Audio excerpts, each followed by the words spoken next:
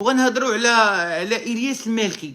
الياس المالكي تم اعتقاله اخواني اخواتي بناء على واحد الشكايه ما بغاش يتنازل ليه فيها السي حمزه بورزوق. كلشي كيعرف حمزه بورزوق، لاعب المحترم الجميل ولاعب سابق في المنتخب الوطني وواحد الانسان اللي هو بالاضافه الى انه لاعب كرة قدم، رجل بشوش، رجل ذو نكتة. أنا أحبه كثيرا سي حمزة بورزوق، أنا أحبه كثيرا، ولأنني أحبه غنقول ليه سي حمزة بورزوق العفو عند المقدرة، العفو عند المقدرة. الله يسامح سي حمزة، الله يحفظك، صافي دوز شي بشي. وهذا درس، هذا درس.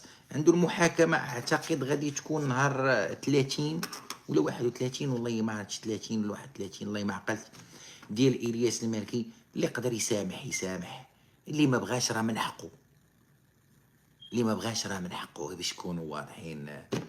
سي إلياس المالكي واحد تيقولوا ضربات، جوج ضربات في الراس توجع، جوج ضربات في الراس توجع. نتمناو ان سي حمزه بورزوق يسامح لهاد الكسول. هذا راه كسول، هذا اعتبروا كسول هبيل تافه، اللي بغيتي شاف القضيه ولكن بالمقابل كنشوفوا دابا هذا الياس المالكي تعيب هو حمزه بورزوق، تم اعتقاله على الفور والى غير ذلك. كنشوفوا واحد عنده، اولا نقولوا واحد باش نكونوا واضحين. دابا الياس المالكي بالنسبه لي انا مول العيب، ولا جا العيب من اهل العيب ماشي عيب، ولكن العيب ملي كيجي من واحد يدعي بانه حقوقي وعنده مركز وطني لحقوق الانسان بمدينه مراكش، وكيجي كيقول على صحفيه على الملأ بانها تؤتى من ضبطها، ومراه محصنه، مراه مجوجه عندها وليداتها. وكنشوفوا واحد المحامي كذلك اللي هو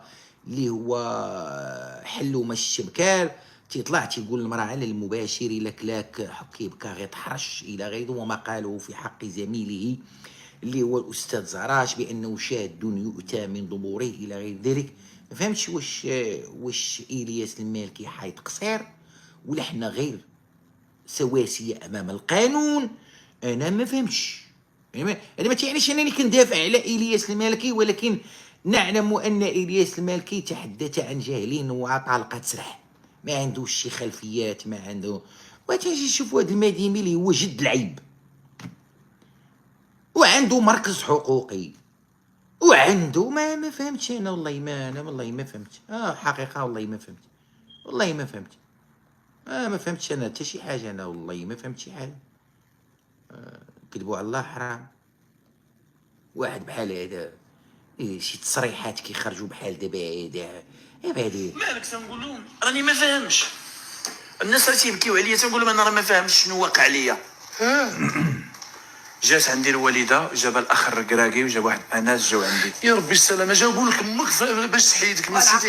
العقاوي تا ابو حاطي. من جات الوالده ديالي هزيت واحد المقراج قلت بحال راسي. هاي قلت لها سيري بحال كمون الحق راسي. ما عرفتش هادشي بيني قلت لها سيري بحال شكون هاد الحرق راسي. امي قالت لهم ديوني، هذا ماشي ولدي، مربياني وعارفاني باش رفعت صوتي على امي. امي شنو دارت؟ مشات مسكينه، تحيه الامهات، دارت لي رقيه غيابي. كاينه رقيه غيابي دارت عليا امي دارت لي رقيه غيابي حيت ما بغاش يخرج لهم من سيدي عدي، ما بغاش يخرج، ما بغاش، ولف طوز ولف مولات البرقوق اللي كيضرب ليها في الشلوط. زيد على رقيه غيابي. شوف هذا راه كان تيطلع ب 30,000 في اللايف. زيدوا رقيه دارت صورتي عند واحد الفقي، الله يجازيه بخير، الله يجازيه، وليت سبحان الله الله يجازيه بخير. الجزائر كلشي عنده، الله يجازيه كلشي عنده واحد الراحه. رجعت مسكت ما هيش غير شفتك امك بديك الطريقه، لا غديت نحس انا بالراحه. بغيت نسولك على هذه القضيه وساعه انت زربتي عليا فيها، لان انا شحال من مره انت كتوصي الناس على رضا الوالدين. سير العقاوي، سير العقاوي، سير العقاوي.